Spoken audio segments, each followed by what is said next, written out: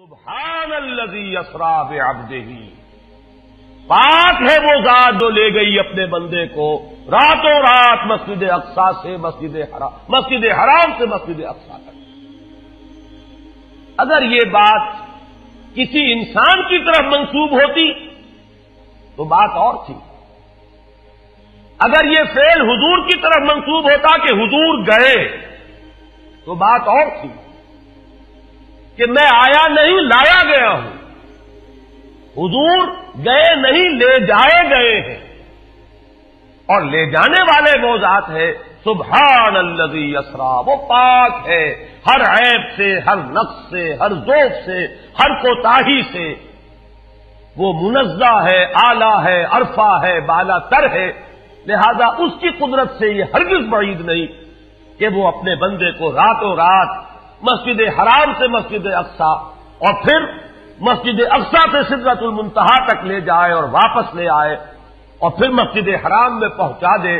اور بعض روایات میں آتا ہے کہ وضو کا پانی ابھی بہ رہا تھا اور کنڈی جو ہے حضور کے مکان کی وہ ابھی ہل رہی تھی، معلوم ہوا وقت نہیں گزرا۔ میں کچھ بیان کروں گا، میرے بیان کرنے میں کچھ کمی اور بیشی ہونے کا اندیشہ ہے۔ اگر ہم اتنے خوش قسمت ہیں کہ وہ واقعہ ہمارے پاس ایک مفصل حدیث کی شکل میں موجود، اور حدیث بھی دوسرے یا تیسرے طبقے کی کتابوں کی نہیں، متفق علیہ، جس میں روایتاً جیسا کہ میں نے عرض کیا جس کا پایا تقریباً قرآن کے برابر، اور اس حدیث کے راوی ہیں حضرت مالک ابن صعصع رضی اللہ تعالی عنہ۔ ان کے بارے میں ایک بات ہے بڑی اہم، وہ نوٹ کر لیجئے۔ یہ انصاری صحابی ہیں، ان میں سے نہیں ہے کہ جنہیں حدیثیں بیان کرنے کا کوئی زیادہ شوق رہا ہو، یہ غالباً واحد حدیث ہے جو انہوں نے بیان کی، اور انہیں اس سے نہایت شغف تھا، نہایت محبت کے ساتھ انہوں نے اس کو محفوظ کیا تھا، اس کے ایک ایک لفظ کی حفاظت کی تھی۔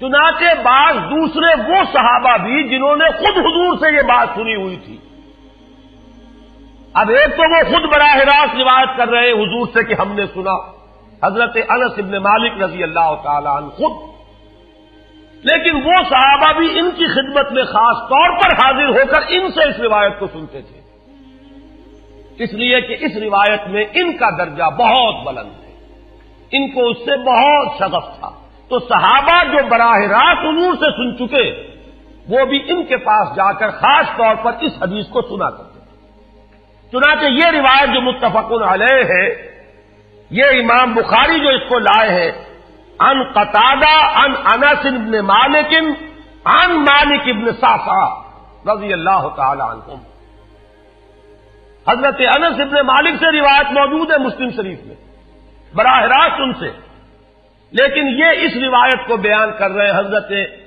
مالک ابن صعصع رضی اللہ تعالی عنہ کے حوالے سے۔ روایت کیا ہے؟ ان النبی صلی اللہ علیہ وسلم حدثهم عن لیلۃ اسری بہ۔ اب دیکھیے یہ مرفوع حدیث ہو گئی، حضرت صعصع بیان فرما رہے ہیں کہ نبی اکرم صلی اللہ علیہ وسلم نے خود ہمیں سنایا،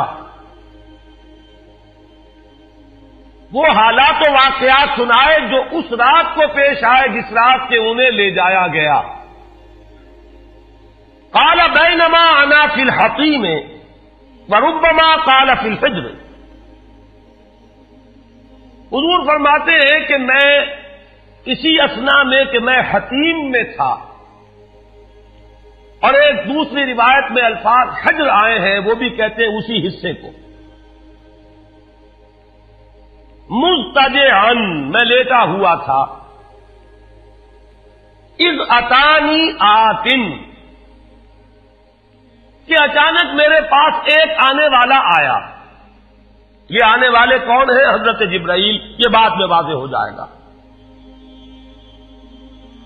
فشق ما بین ہذہ الی ہذہ،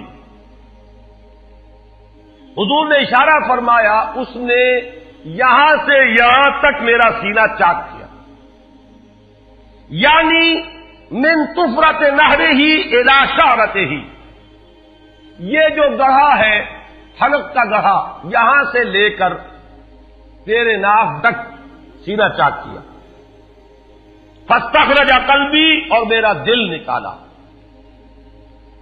ثم اعطیت بطست من ذهب مملوء ایمانا فغسل قلبی، پھر ایک تشت لایا گیا سنہری جو ایمان سے مملوء تھا، بھرا ہوا تھا، تو پھر اس کے ذریعے سے میرے اس قلب کو، سینے کو دھویا گیا، ثم غسل ثم اعید وفی روایت، اس کے بعد اس کو لوٹا دیا گیا اور پھر وہ زخم بھی سی دیا گیا۔ ایک روایت میں آتا ہے ثم غسل البطن بماء زمزم ثم ملئ ایمانا وحکمتا، اسی طریقے سے پورے پیٹ کو بھی صاف کیا گیا مائے زمزم سے، اور اس میں بھی ایمان اور حکمت بھر دیے گئے۔ ثم اعطیت بدابۃ، پھر میرے پاس ایک چوپایا لایا گیا، دون البغل فوق الحمار، جو بغل یعنی خچر سے تو کچھ چھوٹا تھا، اور حمار یعنی گدھے سے کچھ بڑا تھا، اب یہ سفید تھا، یقال له البراق، جس کا نام براق ہے، وَيَدَعُ خَطْوَهُ عِنْدَ أَقْصَى طَرْفِهِ، اور اس کا ہر قدم اس کی حد نگاہ پر جا کر پڑتا تھا۔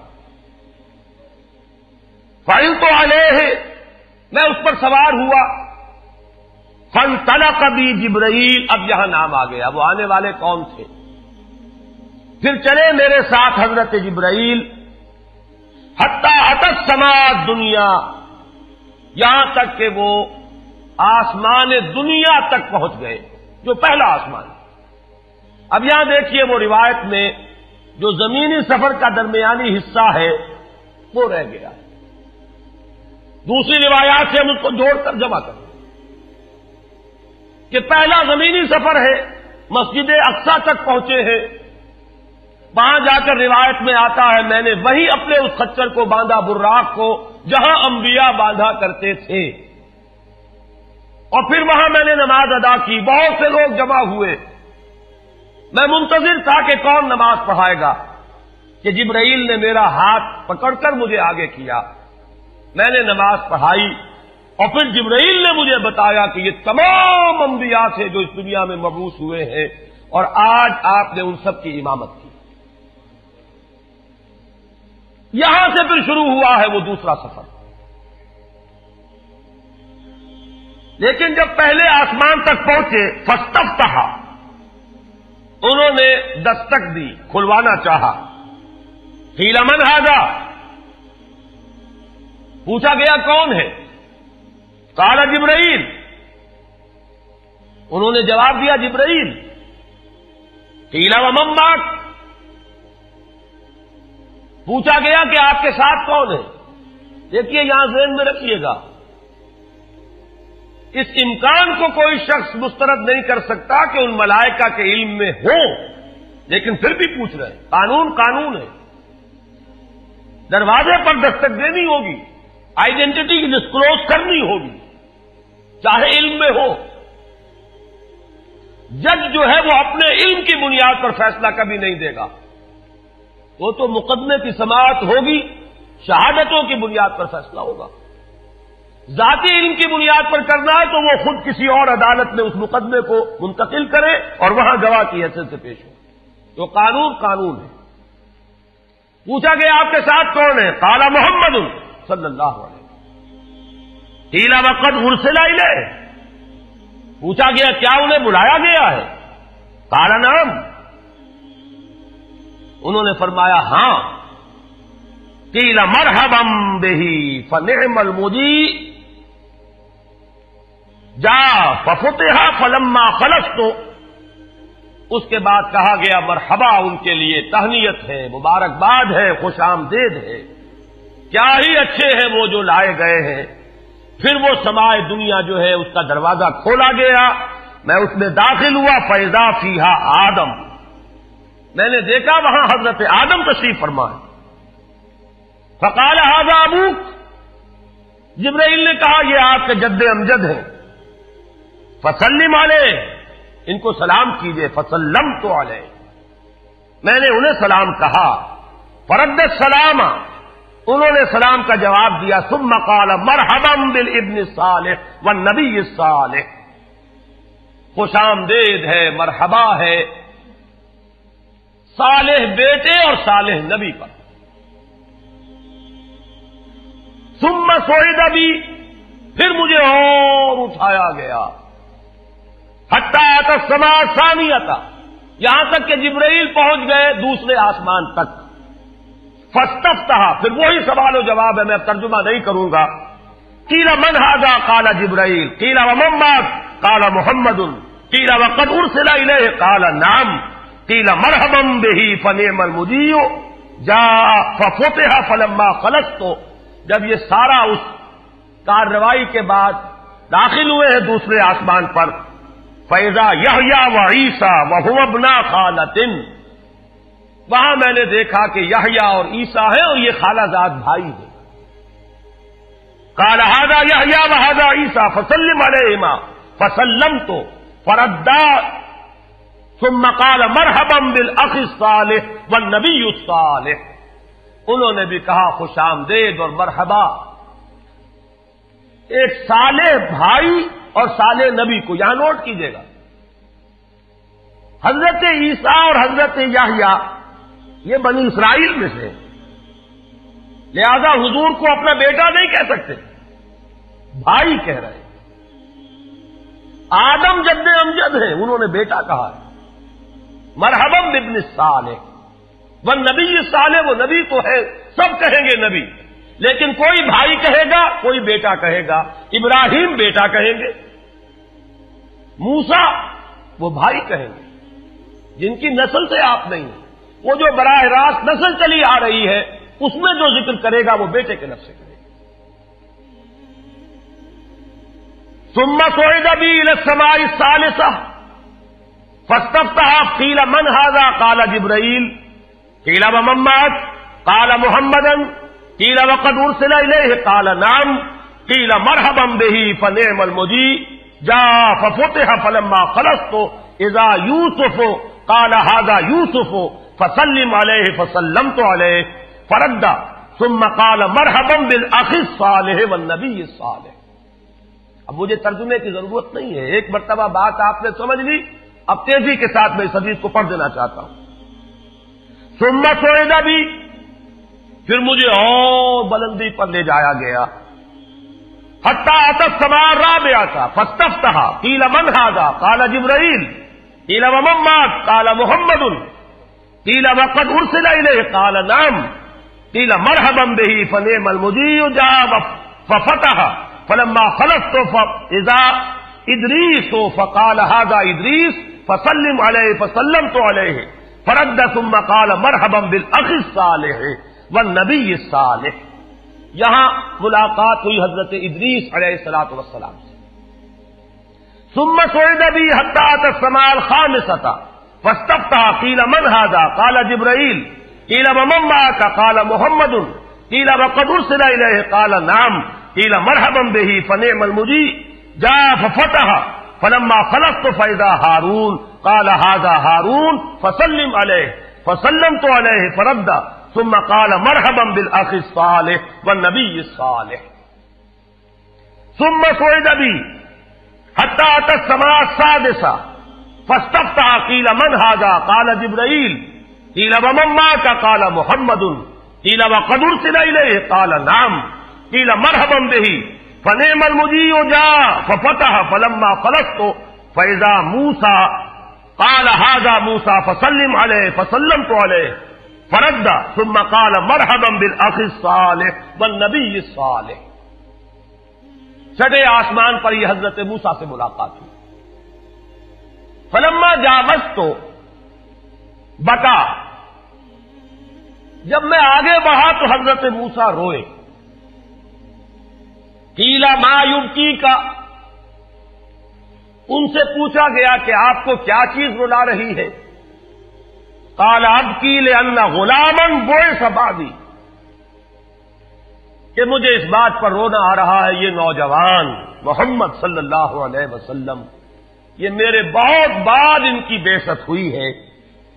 يدخل الجنت من امته اکثر ممن يدخلها من امتی، میرے بہت بعد آنے کے باوجود ان کی امت میں سے جنت میں داخل ہونے والوں کی تعداد میری امت کے مقابلے میں بہت زیادہ ہو. بہرحال اپنی امت کا خیال تو ہے، وہ شفقت جو نبی اور رسول کو اپنی امت پر ہونی چاہیے وہ ہے بتمام و کمال. اسے معاذ اللہ کسی حسد پر معمول نہ کیجیے، بلکہ وہ جو احساس ہوا ہے اپنی امت کی محرومی کا، وہ ہے کہ جس نے حضرت موسیٰ علیہ السلام پر یہ کیفیت طاری کی. ثم صعد بی، پھر مجھے اور بلند کیا گیا، الی السماء السابعۃ، ساتویں آسمان پر. فاستفتح قیل من ھذا قال جبرائیل، قیل ومن معک قال محمد صلی اللہ علیہ وسلم، قیل وقد بعث الیہ قال نعم، قیل مرحبا بہ فنعم المجیء جاء. فلما خلصت فاذا ابراہیم قال ھذا ابوک ابراہیم فسلم علیہ، فسلمت علیہ فرد السلام ثم قال مرحبا بالابن الصالح والنبی الصالح. حضرت ابراہیم نے پھر استقبال کیا، خوش آمدید صالح بیٹے اور صالح نبی کے لیے. ثم رفعت، اب ذرا یہاں نوٹ کیجئے گا، یہاں سوئد تو نہیں آیا، سوئد ابھی نہیں آیا، رفعت. پھر مجھے اور بلند کیا گیا الی سدرۃ المنتہا. یہ سدرہ منتہا ہے جس کا ذکر ہے سورۃ النجم.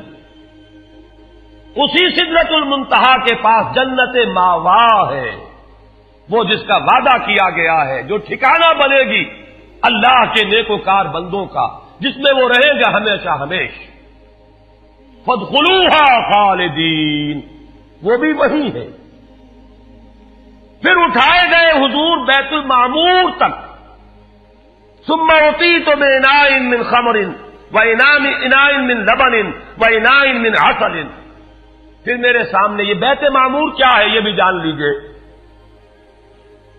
یہ در حقیقت اس سماء سابعہ پر، ساتویں آسمان پر خانہ کعبہ کا اصل جو ہے اللہ کا گھر، جس کا یہ ظل اور سایہ اس دنیا میں ہے، خانہ کعبہ، یہ ہے وہ بیت المعمور،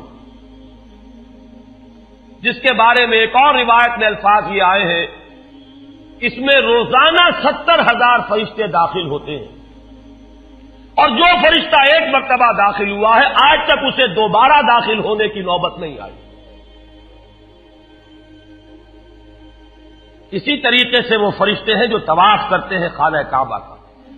پھر جان لیجئے یہ ہماری نگاہوں سے مخفی عالم غیب کی ایک دنیا ہے اپنی جگہ، چاہے ہمیں نظر نہ آئے.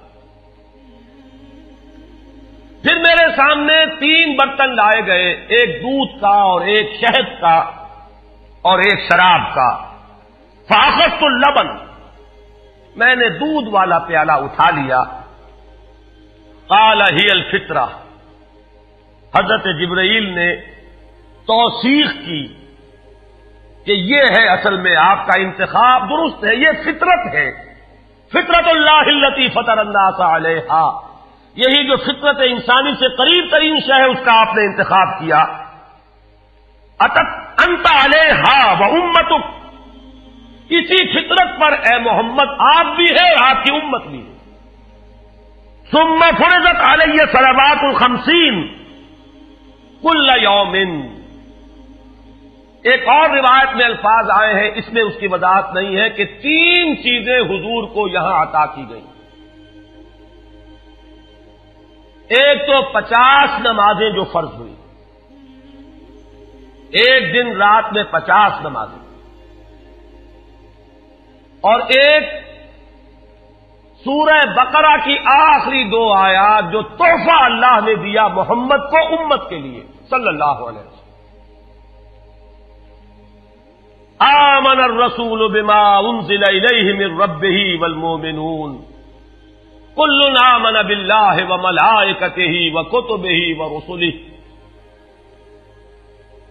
یہاں سے لے کر آخر تک فانصرنا علی القوم الکافرین تک یہ 2 آیات یہ جنت کے خزانوں میں سے 2 خزانے ہیں جو شب معراج کو عطا ہوئے ہیں محمد الرسول اللہ کو بطور تحفہ امت کے لیے. اور تیسری بات یہ کہ اے نبی آپ کی امت کے لیے یہ خصوصی بات ہے کہ آپ کی امتیوں کے گناہ کبیرہ بھی بغیر توبہ کے معاف ہو سکیں گے. یہ خصوصی تحفے ہیں جو امت کے لیے لے کر آئے محمد صلی اللہ علیہ وسلم. 3 تحفے نماز جو اس معراج میں فرض ہو رہی ہے اور اسی کو حضور کہہ رہے ہیں الصلاۃ معراج المؤمنین. اہل ایمان کے لیے یہ بمنزلہ معراج ہے. اس میں پھر روایت میں تفصیل آ رہی ہے. واپس جب آئے ہیں حضرت موسیٰ سے ملاقات ہوئی اور انہوں نے یہ فرمایا کہ یہ 50 نمازیں بہت ہیں, مجھے تجربہ ہے, تمہاری امت اس کا تحمل نہ کر سکے گی, واپس جاؤ درخواست کرو کم کرواؤ. حضور گئے, 10 نمازیں اس میں معاف ہوئی, 40 ہوئی. پھر یہی بات ہوئی, پھر بھیجا حضرت موسیٰ نے, پھر 30 ہوئی, پھر 20 ہوئی, چوتھی مرتبہ پھر وہ 10 اور پھر 5 رہ گئیں. اس پر بھی حضرت موسیٰ نے یہ کہا اب بھی جاؤ یہ بھی بھاری ہے. حضور نے فرمایا مجھے شرم آتی ہے, میں اتنی مرتبہ جا چکا ہوں, مزید اب جانے سے حیا محسوس کر رہا ہوں. تو ندا آئی کہ یہ 5 ہی 50 کے برابر ہیں. ہمارے ہاں قول بدلا نہیں جاتا. یہ 5 جو ہے در حقیقت یہ قائم مقام ہے ان 50 کے کہ جو اولا ہم نے فرض کی تھی. یہ 50 ہی شمار ہوں گی اگر ان کا انسان ان پر مداومت اختیار کر لے. میں آخری جملہ آپ کو اس کا سنا دیتا ہوں. فَأُمِرْتُ بِخَمْسِ صَلَوَاتٍ كُلَّ يَوْمٍ فَرَجَعْتُ إِلَىٰ مُوسَىٰ فَقَالَ بِمَا أُمِرْتُ بِخَمْسِ صَلَوَاتٍ كُلَّ يَوْمٍ قَالَ إِنَّ أُمَّتَكَ لَا تَسْتَطِيعُ 5 صَلَوَاتٍ كُلَّ يَوْمٍ وَإِنِّي قَدْ جَرَّبْتُ النَّاسَ قَبْلَكَ وَعَالَجْتُ بَنِي إِسْرَائِيلَ أَشَدَّ الْمُعَالَجَةِ. میں نے بنی اسرائیل کا حتی الامکان معالجہ کیا, ان کے حالات کو درست کرنے کی کوشش کی, لیکن مجھے تجربہ ہے یہ 5 بھی نہیں جھیلی جائیں گی. فَارْجِعْ إِلَىٰ رَبِّكَ فَاسْأَلْهُ التَّخْفِيفَ, مزید تخفیف چاہیے لِأُمَّتِكَ. قَالَ سَأَلْتُ رَبِّي حَتَّىٰ اسْتَحْيَيْتُ وَلَٰكِنِّي أَرْضَىٰ وَأُسِلُّمُ. قَالَ فَلَمَّا جَاوَزْتُ نَادَىٰ مُنَادٍ ابزیت فریضتی وخففت عن عبادی. متفق علیہ. مجھے ندا آئی کہ میں نے اپنے بندوں پر تخفیف کی. اس میں وہ ذکر نہیں ہے, دوسری روایت میں ہے کہ ساتھ ہی وضاحت ہو گئی کہ یہ 5 نمازیں بھی 50 کے برابر ہے. میری بات نہیں بدلی گئی ہے, وہ در حقیقت میں نے اسی 50 کا رتبہ جو ہے ان 5 کو عطا فرما دیا. یہ روایت ہے جو متفق علیہ ہے. روایات کثیر, جنت اور دوزخ کے جو مشاہدات کرائے گئے وہ بہت تفصیل سے دوسری روایات میں, لیکن کسی اور روایت کا استناد کے اعتبار سے, اسناد کے اعتبار سے وہ درجہ نہیں ہے جو اس روایت کا. باقی میں نے مسلم شریف کی روایات میں سے اور تفاصیل آپ کو سنائی ہے. یہ ہے واقعہ.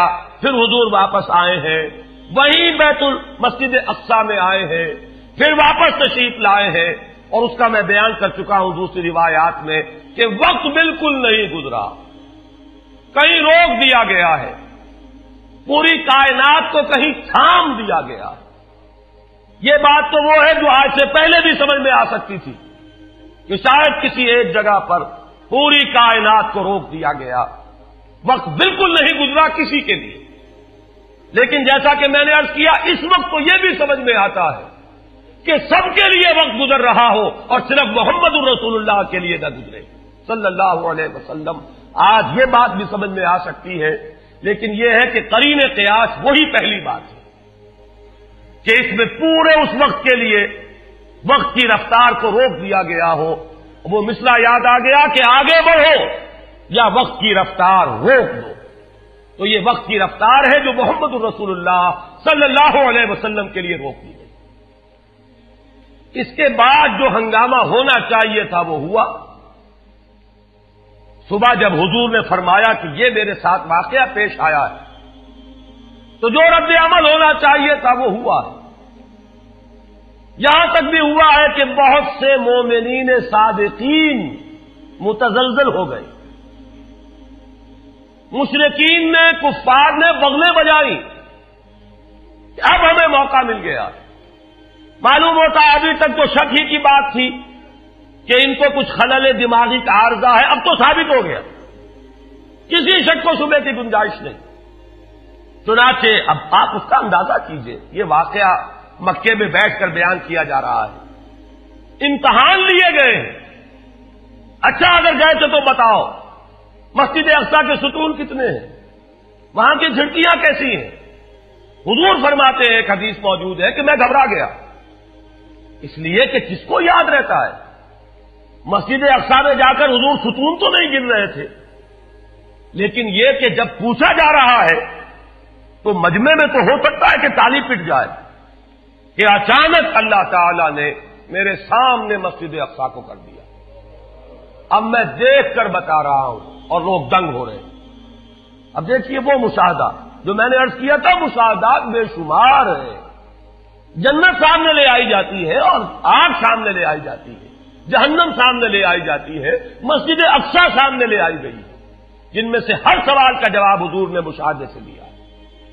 اسی ضمن میں وہ واقعہ آتا ہے کہ حضرت ابو بکر کے پاس گئے لوگ دوڑے دوڑے. وہ یہ سمجھتے تھے کہ اگر یہ پالا ہم مار لیں تو پھر ہماری جیت ہے. ابو بکر کو اگر ہم متزلزل کر دیں تو پھر گویا کہ ہمارے لیے کوئی اور پرابلم نہ رہے گا. روایت میں آتا ہے حضرت ابو بکر نے بھی سن کر ایک دفعہ جھرجھری لی ہے, لیکن صرف ایک سوال کیا, کیا واقعی وہ یہ فرما رہے ہیں؟ لوگوں نے خوش ہو کر کہا, تالیاں بجائے, ہاں ہاں کہہ رہے ہیں, چلو ہم لے چلتے ہیں.